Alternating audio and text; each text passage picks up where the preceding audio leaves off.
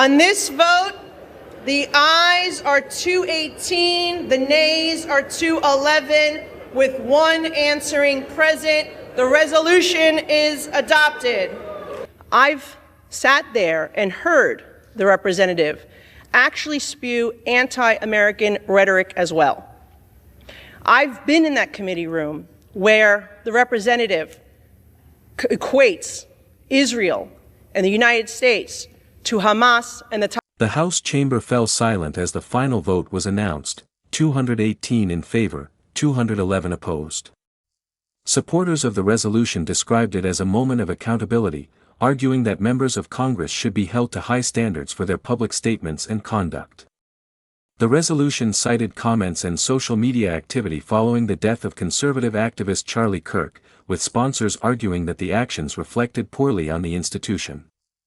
Critics, however, viewed the effort as politically motivated, making the debate one of the most contentious of the session. 2A1 of Rule 9, I rise to give notice of my intent to raise a question of the privileges of the House. The form of the resolution is as follows. House Resolution 713, censuring Representative Ilhan Omar of Minnesota and removing her from the Committee on Education and Workforce and the Committee on the Budget. Whereas Charlie Kirk was a lifelong advocate for freedom of speech, civil political discourse, and the political engagement of youth.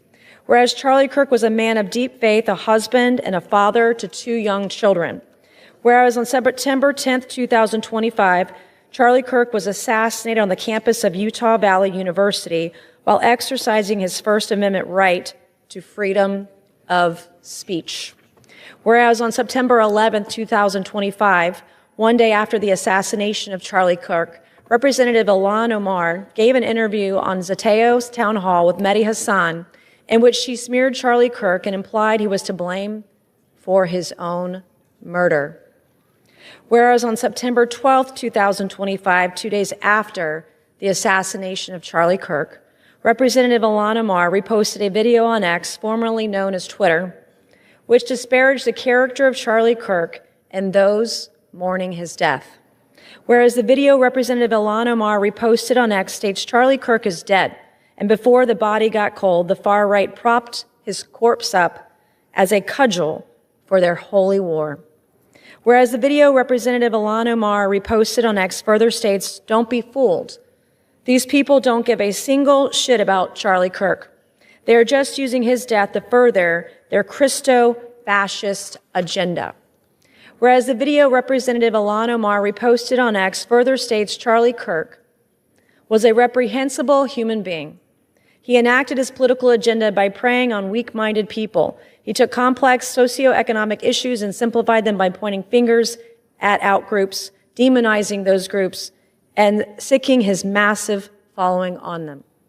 Whereas the video Representative Ilhan Omar reposted on X further states Charlie Kirk was a stochastic terrorist, an adamant transphobe. He denied the genocide happening in Palestine. He believed the subjugation of women, and in his last dying words, he was spewing racist dog whistles. Whereas the video Representative Ilhan Omar reposted on X further states, Charlie Kirk was Dr. Frankenstein, and his monster shot him through the neck. Whereas the video Representative Ilhan Omar reposted on X further blames Charlie Kirk for his own murder.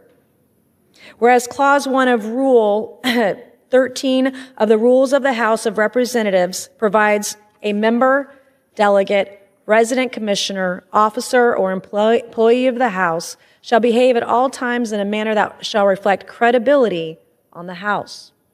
Whereas Representative Ilhan Omar's actions in the wake of the assassination of Charlie Kirk are reprehensible and affect the dignity and integrity of the proceedings of the House and do not reflect the credibility on the House.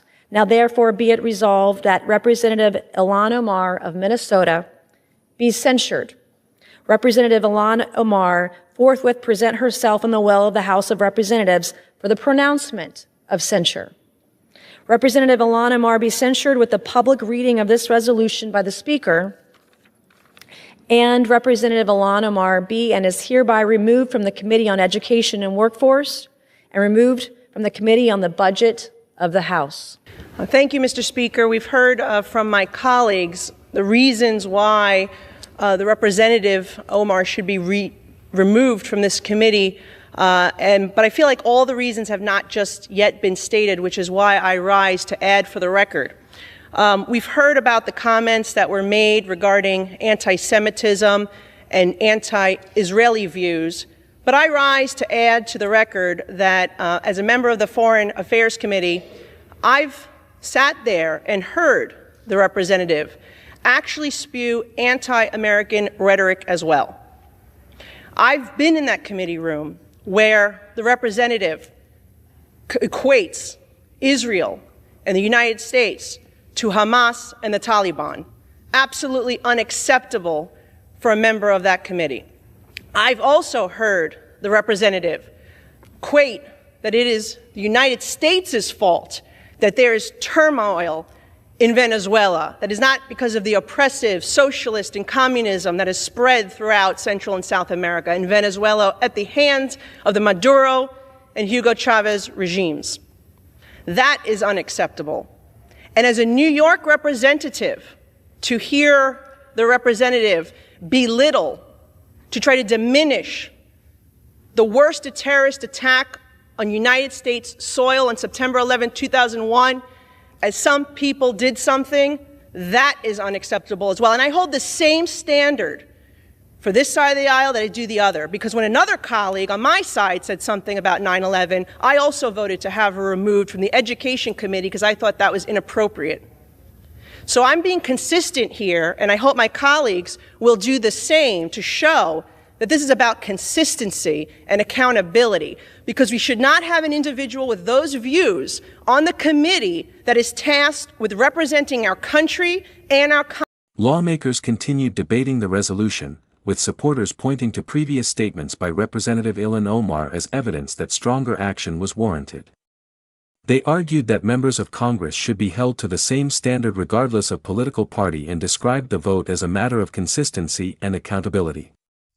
Opponents maintained that the measure unfairly targeted a political opponent and warned about the broader implications for partisan conflict. In the end, the resolution passed by a narrow margin, highlighting the deep divisions within Congress and reigniting debate over free speech, political rhetoric, and congressional accountability.